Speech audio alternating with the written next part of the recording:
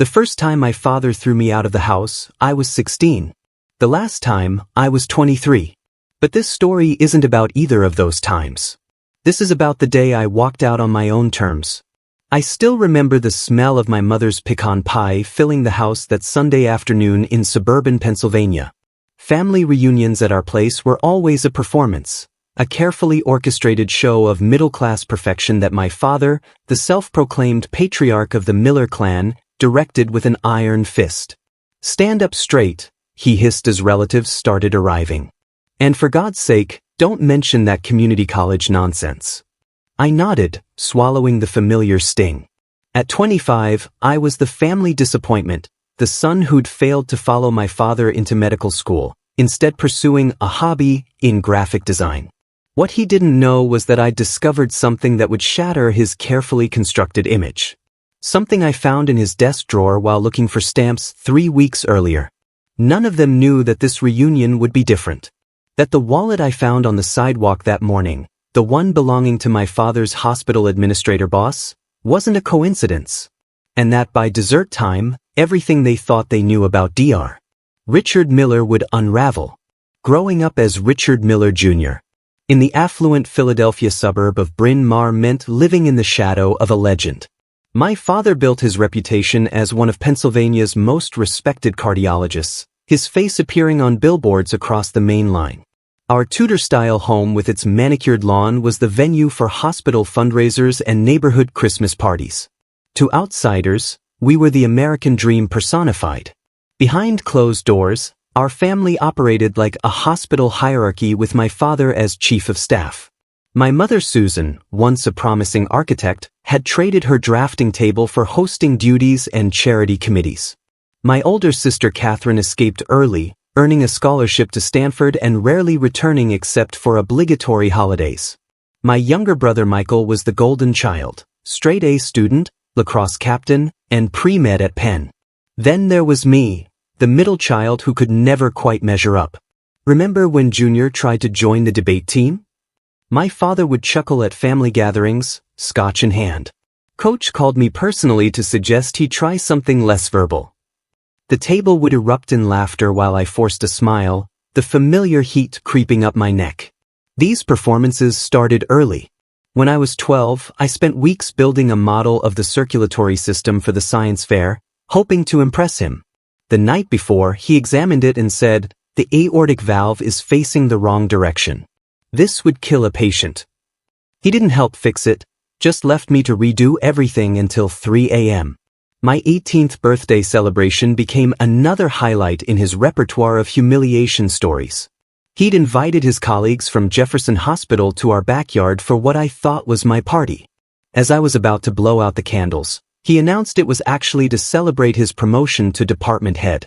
"Junior doesn't mind sharing the spotlight, do you, son? Not like he's accomplished anything to celebrate yet." The doctors laughed awkwardly while my mother squeezed my hand under the table. Despite everything, I still sought his approval. The grand gesture had been my idea, a surprise tribute video for my parents' 30th anniversary featuring congratulatory messages from colleagues, friends, and family.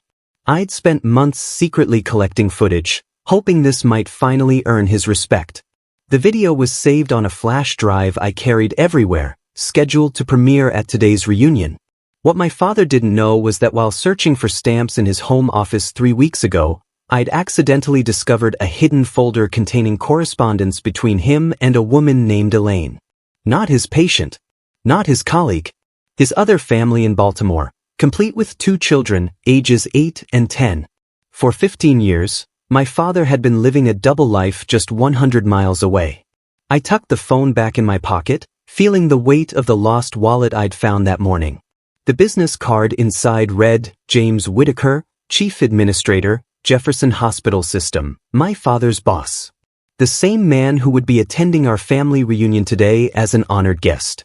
Where are you watching this video from? Drop your location in the comments below. I'm curious to see how far this story travels. The reunion was in full swing by 2 o'clock. Our backyard transformed into a showcase of upper-middle-class suburban Pennsylvania life. Aunts in Lilly Pulitzer dresses, uncles discussing property values and Eagles prospects, cousins comparing private school acceptances. The air smelled of grilled ribeye and my mother's signature lavender lemonade. I moved through the crowd mechanically, carrying trays of hors d'oeuvres while my father held court near the bar setup, telling his famous story about saving a congressman during a charity golf tournament. Each time he caught my eye, he'd give that familiar nod, a reminder to keep playing my part in the Miller family production. "Junior," he called out, waving me over to a cluster of hospital colleagues. "Tell Dr. Whitaker about that website you're making. What's it for, pet adoptions?" "It's actually a branding campaign for a tech startup," I replied, setting down my tray. "They're launching, see what I mean, James?" My father laughed, cutting me off. He's always tinkering with these computer projects. Couldn't handle organic chemistry, but he can make a dog adoption page look pretty. Whitaker, the same man whose wallet sat heavy in my pocket, smiled uncomfortably. "Digital marketing is a growing field, Richard. Very respectable career path." My father's smile tightened. "Well, we're still hoping he'll come to his senses and apply to PA school. There's dignity in being a physician assistant, even if you can't cut it as an MD. The familiar knot formed in my stomach as laughter rippled through the group. I excused myself, retreating to the kitchen where my mother was arranging dessert plates. "He doesn't mean it," she whispered, not meeting my eyes. "He just wants what's best for you. Is that what he wants for his other family too?" The words slipped out before I could stop them. My mother froze, a porcelain plate suspended midair. "What did you say?" Before I could respond, my aunt burst in, announcing that Uncle Rob had arrived with his new wife, 20 years his junior and formerly his dental hygienist. The scandal that had occupied family gossip for the past year provided a welcome distraction, and my mother hurried out, her face composed once again into a perfect hostess smile. As afternoon shifted to evening, storm clouds gathered on the horizon, matching the tension building inside me. The flash drive with my anniversary tribute video felt like a joke now, hours of work celebrating a marriage built on lies. My phone buzzed with a text from an unknown number. "Mr. Miller, this is James Whitaker's assistant. He believes he may have lost his wallet at your family's event today. Could you check if anyone has found it?" I stepped onto the back porch, watching my father raise a toast to family loyalty. His arm was around my mother, his Jefferson Hospital Department pin gleaming on his blazer lapel, the same pin I'd seen in photos on Elaine's Facebook page, taken on weekends when he claimed to be at medical conferences. The skies opened suddenly, sending guests rushing inside as thunder cracked overhead. In the chaos, I found myself face to face with Dr. Whitaker. "Nasty weather," he remarked. "Your father tells me you're the family videographer. Says you've prepared something special for tonight?" I felt the wallet in my pocket and the flash drive in my hand. "Actually, I've been working on a project that might interest everyone." My father appeared beside us, clapping a hand on my shoulder with painful force. "Junior's made a little slideshow for our anniversary. Nothing fancy, he does these little computer projects. Now, James, about that cardiology wing funding." Lightning flashed, illuminating the family photos on the wall, carefully curated moments that told a story that wasn't fully true. "It's more than a slideshow," I said quietly. My father's grip tightened. "Not now, Junior." "If not now, when?" I looked directly at him for perhaps the first time in my adult life. The room had gone quiet, relatives and colleagues sensing the tension. My mother appeared in the doorway, her eyes moving nervously between us. "I found something, Dad," I said, my voice steadier than I expected. "Along with Dr. Whitaker's wallet. If we could hit 1,000 subscribers, I'll share the follow-up to this story that nobody in my family has ever heard before. Hit that subscribe button and like this video to help us reach that goal." "This isn't the time or place," my father hissed, his smile frozen as he glanced around at our audience of relatives and colleagues. "It never is with you," I replied, stepping away from his grip. "But today it has to be." I moved toward the large TV where my anniversary tribute was supposed to play. The storm had driven everyone inside, creating the perfect captive audience. Aunts, uncles, cousins, and my father's hospital colleagues all watched with curious expressions as I connected my laptop to the screen. Before I begin, I said, pulling Dr. Whitaker's wallet from my pocket, I should return this. I found it on the sidewalk this morning. I handed it to him directly, ignoring my father's outstretched hand. Thank you, Whitaker said, looking confused by the tension. My father cleared his throat. Well, now that that's settled, perhaps we should. I've been working on a special project, I continued, cutting him off as he'd done to me countless times before. Not the anniversary tribute.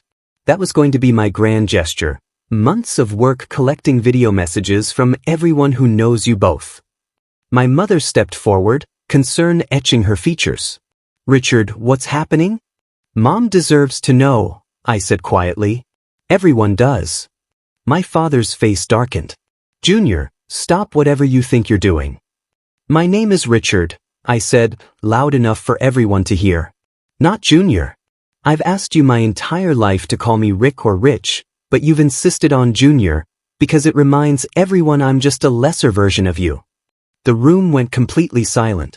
Even the children stopped playing. 3 weeks ago, I was looking for stamps in Dad's office when I found letters, receipts, and photos.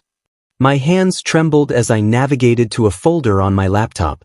I found evidence that for 15 years, my father has been maintaining a second home in Baltimore with a woman named Elaine and their 2 children. Gasps echoed through the room. My mother swayed slightly, my aunt rushing to steady her. This is absurd, my father sputtered, but his face had drained of color. You're making things up because you've always been jealous of? I turned the screen toward the room, displaying scanned bank statements showing regular transfers to an account in Baltimore, property tax statements for a house in Roland Park, and school tuition receipts for children with the last name Miller. While telling us he was at medical conferences, he was attending his daughter Emma's ballet recitals and his son Thomas's Little League games. My voice cracked as I continued. The same man who never had time for my art shows or Catherine's debate championships. Whitaker stepped backward, creating distance between himself and my father. My mother had gone completely still, her face unreadable. You've been embezzling from the hospital's charitable foundation to support this second family, I continued, turning to Dr. Whitaker. The receipts show transfers from accounts he manages as foundation treasurer. My father lunged for the computer. That's enough. No, it's not nearly enough. I shouted back, surprising even myself with the force of my voice. You've spent my entire life making me feel inadequate when you're the fraud. You stand there in your custom suit with your perfect reputation, pretending to be the moral authority on everything, when you've been living a complete lie. The room erupted into chaos, my mother collapsing into a chair, relatives talking over each other, my father's colleagues huddling in shocked conversation. Get out, my father said, his voice deadly quiet. Funny, I replied, unplugging my computer, that's exactly what I came here to do. I turned to my mother, who sat motionless, staring at nothing. Mom, I'm sorry you had to find out this way. I tried to tell you in the kitchen earlier, but... She looked up at me, tears streaming down her face, and gave me a single nod that contained a lifetime of understanding. As I walked toward the door, my father grabbed my arm. You've destroyed this family, he growled. I looked back at the room, at the shattered illusion of perfection he'd forced us all to maintain. Noted. You did that 15 years ago. I'm just turning on the lights. The last thing I saw as I walked out into the rain was Dr. Whitaker pulling out his phone, undoubtedly to call the hospital board, while my father stood alone in the center of the room, the emperor finally without his clothes. The rain soaked through my clothes as I walked away from the house, no destination in mind. My phone exploded with notifications, text messages from relatives ranging from supportive to accusatory, missed calls from my sister in California who must have received frantic updates from the reunion. I silenced it all and kept walking through the familiar streets of my childhood neighborhood. I ended up at Bryn Mawr Park, sitting on a rain-slicked bench beneath the gazebo where my high school graduation photos had been taken. The irony wasn't lost on me, the backdrop for another carefully staged Miller family performance. Around midnight, headlights cut through the darkness. My brother Michael's Range Rover pulled up, and he joined me under the gazebo, handing me a towel and dry sweatshirt. Well, he said after a long silence. That wasn't the anniversary surprise anyone expected. I couldn't help but laugh, the tension of the day finally breaking. Michael sat beside me, not the golden child pre-med student in that moment, but simply my brother. Mom's staying at Aunt Linda's tonight, he said. I don't know where Dad is. Probably calling his lawyers. Are you mad at me? I asked, realizing how much his answer mattered. Michael stared into the darkness. I'm mad I didn't see it. All those weekends he was at conferences. The separate cell phone he never let anyone touch. It earned to me. But no, I'm not mad at you. The following days unfolded in a blur of revelations. Whitaker had indeed called an emergency board meeting. My father was placed on administrative leave pending an investigation into financial improprieties.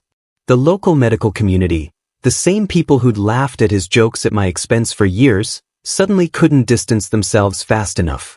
My mother, after the initial shock, displayed a strength that surprised everyone. She changed the locks, hired Pennsylvania's most ruthless divorce attorney, and began the process of documenting every asset. 27 years, she told me over coffee at her sister's house. I gave him 27 years while he built another life without us. A week after the reunion, my sister Catherine flew in from Stanford. We sat in a diner near the train station, the three Miller children together for the first time in years. I always knew something was off, Catherine said, stirring her coffee. The way he'd get so angry if anyone touched his phone. How defensive he'd get about his schedule. She looked at me with new respect. But I never had the courage to confront him like you did. It wasn't courage, I admitted. It was just being done. Done pretending. What none of us expected was the call I received 10 days after the confrontation. A number from Baltimore. Elaine. I need to meet you, she said, her voice nothing like I'd imagined. There are things you need to know. We met at a neutral location, a coffee shop halfway between our worlds in Delaware. She wasn't the homewrecker villain I'd constructed in my mind, just a tired-looking woman in her 40s with familiar worry lines around her eyes. He told us his wife had died of cancer, she said, her hands wrapped tightly around her mug. That you and your siblings were from his first marriage and wanted nothing to do with him after he remarried. She slid photos across the table, my half-siblings, Emma and Thomas, with the same Miller chin and eyes. He kept us completely separate. Business trips to Philadelphia. A whole fictional life. The revelation hit me like a physical blow. We weren't the only ones he'd deceived. He'd built his entire existence on elaborate, compartmentalized lies. The children, I managed to ask. Do they know? Not everything, she said. Just that their father wasn't who they thought he was. That there are complications. We talked for hours, piecing together the fractured reality of our parallel lives. Before leaving, she hesitated, then handed me a business card. Your design work, she said. I saw your portfolio online when I was trying to make sense of everything. My company needs rebranding. If you're interested, it would be a way, I don't know, start something new from all this wreckage. The irony wasn't lost on me, my first major client opportunity coming from this chaos. But there was something fitting about it too. 3 months later, the dust had begun to settle into a new normal. My father had been indicted on charges of financial fraud and was awaiting trial, having lost his medical license and reputation. He'd moved to a small apartment in Center City, occasionally sending awkward texts attempting to re-establish contact, which I mostly ignored. My mother filed for divorce and threw herself into reviving her architecture career, enrolling in digital design courses to update her skills. There was a lightness to her I'd never seen before, as though she'd put down a heavy burden she'd carried for decades. Michael took a leave of absence from medical school, questioning whether he'd chosen that path for himself or to please our father. Catherine helped him apply for research positions that aligned more with his interest in public health. As for me, I moved to a small apartment in Philadelphia and launched my design studio. Elaine's company became my first major client, followed by 3 referrals that built my portfolio. I still had the flash drive with the anniversary tribute video, an artifact from a life that no longer existed. The most unexpected development came 6 months after the confrontation, when my half-siblings reached out via email, curious about their unknown family. Our first video call was awkward but opened a door to a relationship none of us had imagined possible. One rainy Saturday, similar to the day of the reunion, my phone rang with a call from Dr. Whitaker. "Richard," he said, using my actual name.